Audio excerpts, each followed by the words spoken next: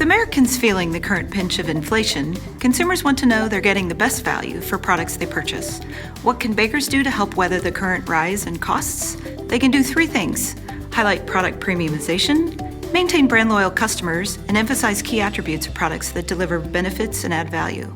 According to the market data provider IRI, premium item sales continue to grow, even through periods of inflation. So one way to retain consumers through this price wave is to stay premium. This means consistently delivering the best quality products to keep consumers reaching for your product, with little regard to price. Brand loyalty can also be attained in several ways, including labeling and packaging. If your brand supports sustainability, uses clean label ingredients, or meets certain dietary needs, a consumer with those same needs may be more likely to stay loyal to your brand or product. When you produce the right combination of quality products and desired claims, it can be the right recipe for retaining consumers when prices are rising. Thanks for watching Fresh Perspective Food News. Stay up to date with the latest food news by signing up at thebakerstake.com.